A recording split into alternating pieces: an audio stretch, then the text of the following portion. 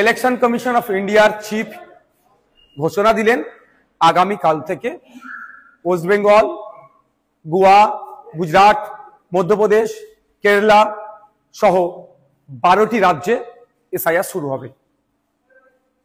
এখন তারা কোথায়? তাদের বক্তব্য শুনতে আমার ইচ্ছে করছে।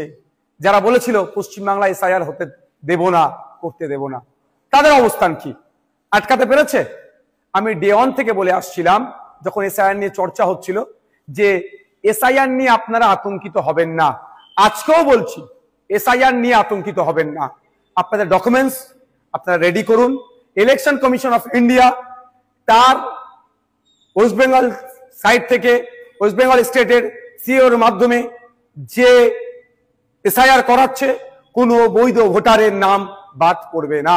আমরা আশা করব প্রত্যেকটা নাগরিক যারা আছেন, ভোটদানে যারা 18 বছর ঊর্ধ্বে পূর্ণ স্বাধীনতা আছে, সংবিধান প্রদত্ত, সেটা বহাল থাকবে।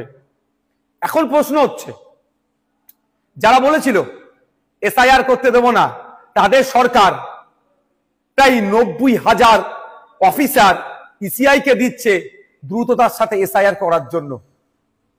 এখন অফিসারগুলো এসআইআর করতে যাবে, বুথ ধরে যাবে।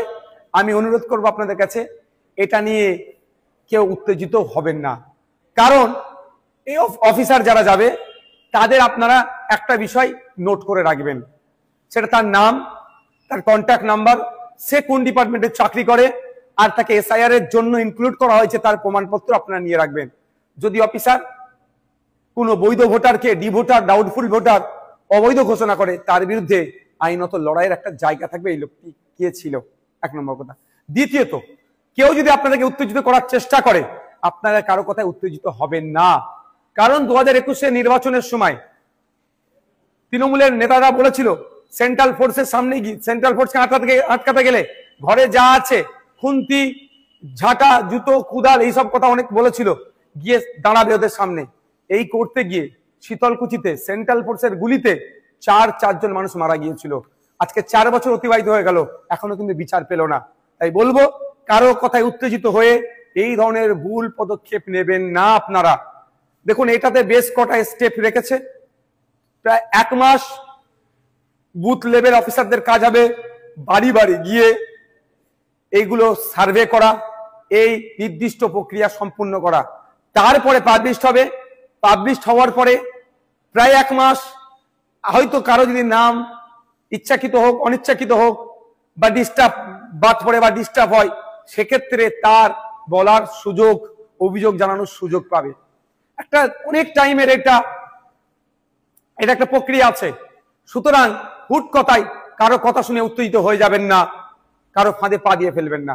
এবার আমি উদাহরণস্বরূপ বলছি, আমার বাড়ি জাঙ্গিপাড়া বিধানসভার ফুরফুরা শরীফ অঞ্চলের 90 নম্বর বুথে, আর আমি চিৎকার করছি, আপনার বাঁকুড়াতে অমুক বুথে নাম বাদ পড়েছে, বীরভূমে অমুক বুথের নাম বাদ পড়েছে। তার আগে আমার প্রথম কাজ হবে আমার বুথটাতে সকল ভোটারদের নাম ঠিক আছে কে না নাই, সেটাও তাহলে আমি একটু দেখে নেওয়া। যেটা আমি সমালোচনা করছি, এটা নিয়ে সোচ্চার হচ্ছি, আমাদের বুথের রাম কাকা, রহিম চাচা, ফতেমা মা বা সীতা মায়ের নাম ঠিকঠাক আছে কি বৈধ ভোটারগুলোর, সেইগুলো একটু আমরা দেখে নেব। যখন বুথ হয়ে যাবে, অঞ্চল দেখব সবার ঠিক আছে নাকি। অঞ্চল হয়ে গেলে বিধানসভা, বিধানসভা হলে জেলা, জেলার পরে রাজ্য। সুতরাং আমার বলার এটাই বক্তব্য, কারো কথাই উত্তেজিত হবেন না। উত্তেজিত তারাই করতে চাইছে যারা রাজনৈতিক কারবারিরা। এই রাজনৈতিক কারবারিদের ফাঁদে পা দেবেন না। আর এসআইআর নিয়ে অযথা আতঙ্কিত হবেন না। আপনার কাছে যে ডকুমেন্টস আছে যথেষ্ট এসআইআর এ, অর্থাৎ নাম থাকার, অর্থাৎ বৈধ ভোটার হয়ে থাকার। তারপরেও বলে দিচ্ছি আপনাদের, আমরা ইন্ডিয়ান সেকুলার ফ্রন্টের পক্ষ থেকে হেল্প ডেস্ক আমরা করছি, যে এবং ভাঙড়ের জন্য স্পেশাল হেল্প ডেস্ক আমি করব। ওখানে যদি কারো কোনো রকম যোগাযোগ, কারো কোনো রকম কোয়ারিজ থাকে, আপনারা আমাদের সাথে যোগাযোগ করবেন। আমরা এক্সপার্টদের দিয়ে এই সমস্যার সমাধান করব। দায়িত্ব পেয়েছি কি পাইনি অফিসিয়ালি আমি বলতে পারবো না, তবে আমি একটা কথা বলি, আজকেও বলছি, ক্ষমতার শীর্ষে যে আজকে আছে কালকে তাকে নিচে নামতেই হবে। আজকে যে নিচে আছে সে কালের ক্রমে ওপরে উঠবে। ওপরে আপনি যখন আছেন, ক্ষমতার মধ্য গগনে আপনি আছেন, যে আপনি ধরাকে সরা মনে করছেন, কালকে কিন্তু আপনার অবস্থা মাটির নিচে, মাটিতে হবে, অর্থাৎ নিচে হয়ে যাবে। কালকের কথা ভেবে আজকের ক্ষমতাটাকে ইউটিলাইজ করুন। যদি এই ধরনের ঘটনা হয় তাহলে আমি জানি না কি হয়েছে না হয়েছে, আমার ওদের পার্টি ইন্টারনাল ম্যাটারে আমার ঢোকা প্রয়োজনও বোধ করছি না, মুদ্রার এই পিঠোরা। তবে ওই জাহাঙ্গীর খান না কার নাম বললেন, কি নাম? জাহাঙ্গীর খান। এই জাহাঙ্গীর, তার নামে মনে এখন নটোরিয়াস ক্রিমিনাল ট্যাগটা লাগেনি, আছে কি নাকি? এটা থেকে মানে ও পরে যাচ্ছে, এখনো পর্যন্ত নটোরিয়াস ক্রিমিনাল ট্যাগটা লাগেনি। খাতায় কলমে কি আছে বলতে পারবো না, যতটুকু আমরা জানি। তো ওরা কে আসলো, কে দায়িত্ব পেলো, আমি তো চাই মমতা ব্যানার্জি স্বয়ং এখানকার দায়িত্ব নিক, সুবিধা হবে। সরাসরি এখানটা বুঝুক, এখানকার মানুষের কথা ভাবুক, এখানকার মানুষ কত সরল সহজ দেখুক। ওই নটোরিয়াস ক্রিমিনালের মাধ্যমে বার্তা গেলে তো হবে না। এখানকার মানুষ কতটা সহজ সরল, মানুষ কত মিশুকে।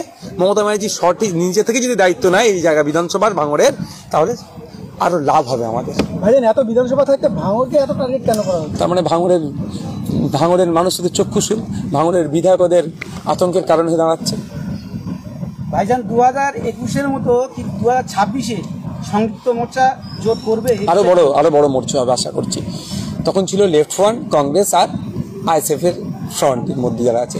এবার দেখবেন লেফট ফ্রন্ট, কংগ্রেস, আইএসএফ এর বাইরে অনেক রাজনৈতিক দল থাকবে এবং আমাদের ফ্রন্টের মধ্যে অনেক সামাজিক সংগঠন থাকবে। তারা ভোটে কন্টেস্ট করে না, কিন্তু তারা বিজেপি তৃণমূলকে হারাতে চায়। আজকে দাবি দাবা শুনলে অনেক মানুষ আসলো, এই জন্য জন্ম সার্টিফিকেট নিয়ে অবাক। নলমুড়ি ব্লক হসপিটাল থেকে সার্টিফিকেট ইস্যু করেছে, ওটা বলছে নাকি ইনভ্যালিড। তা সেটা একটা ভয়ঙ্কর অভিযোগ শুনলাম। আরেকজনের দীর্ঘদিন ধরে 2015 সালে জন্ম হয়েছে বাচ্চাটি, এখনো জন্ম সার্টিফিকেট দিচ্ছে না, কোনো টাকা চাইছে, করছে, দান করছে, সেটা শুনেছি। বার্ধক্য, একজন বিধবা আছে, বিধবা ভাতা পায়নি, অনেক কিছু সমস্যা শুনলাম। এই যে কিছু বৃদ্ধ মানুষ আসলে দেখলাম যে তাদের ঘর পাওয়ার যোগ্য, তারা ঘর পাচ্ছে না এবং আশপাশে কোনো জায়গায় কাগজপত্র জমা দিলে নিচ্ছে না। তাহলে যারা সত্যিকারের মানে বাড়ি পাওয়ার যোগ্য তারা পাচ্ছেন, তাদের করণীয়টা? আমি ওদেরকে বলেছি 2-3টে কাজ। প্রথম স্টেপ হচ্ছে যে এতদিন আপনি কাগজ জমা দিচ্ছেন, প্রমাণ দেখাতে পারছেন, ওদের রিসিভ কপি নেই। প্রথম কাজ হবে সিধা বিডিও অফিসে যান, একটা দরখাস্ত লিখুন, ভিডিওকে জমা করুন, রিসিভ কপি নিন, তার নিচে কপি টু এমএলএ করতে পারেন, কোনো সমস্যা নেই। আমাকে রিসিভ কপি জেরক্স দিন, আমারও রিসিভ নিন সেখান থেকে। তারপর আমাদের কাজ হবে লড়াই করা। কিন্তু এত মানুষ কি হয় জানেন, কাগজ যে দিয়ে দেয়, অমুক কাগজ চেয়েছে, হ্যাঁ বাবু তো অমুক কাগজ চেয়েছে, ও তো কাগজ নিয়ে গিয়েছিল, এইরকম গল্প শোনাচ্ছে। এতে কি হয়, ওই গল্পই থেকে যায়। যখন রিসিভ হয়ে যাবে না, তখন একটা বাউন্ডের মধ্যে পড়ে যায় যে ওরা আমি রিসিভ নিয়েছি মানে। তো এই আজকে দেখবেন যারা এসেছিল অনেকে বার্ধক্য ভাতা পাচ্ছে না, কাগজ দেখাতে পারছে না, কিন্তু 4-5 বার 6 বার বলছে কাগজ জমা দিয়ে দিয়েছি, কিন্তু একবারে রিসিভ নেন। এবার বলেছি নির্দিষ্ট ওয়েতে গিয়ে ফর্ম আছে, ফিল আপ করে জমা দিয়ে রিসিভ নেওয়ার জন্য, রিসিভ নিয়ে আমাকে দিতে বলেছি।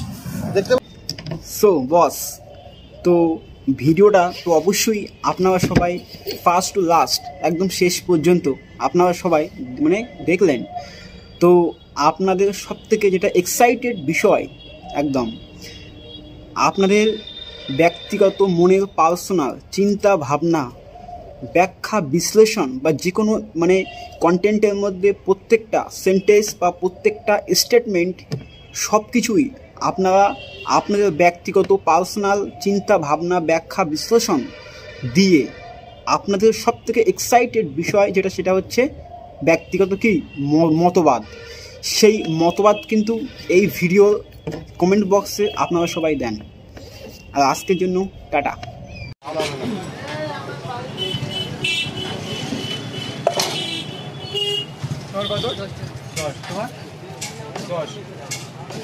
আমি যাবো না, ভালো হবে না, ধান চলবে না, আমার ঝাল ছাড়া খাবো না, আমি সারি দিয়ে দেবো।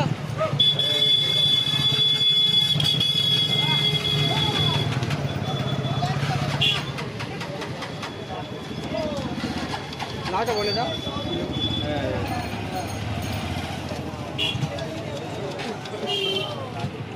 আলু কাপড় যাও তো 20 টাকা।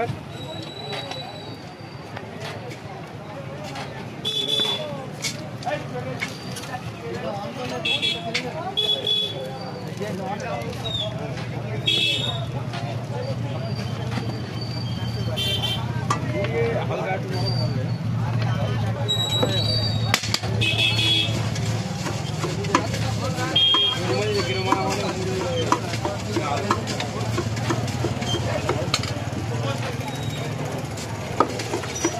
ডাল ভাত দিয়ে কত? এক দিয়ে দেবো।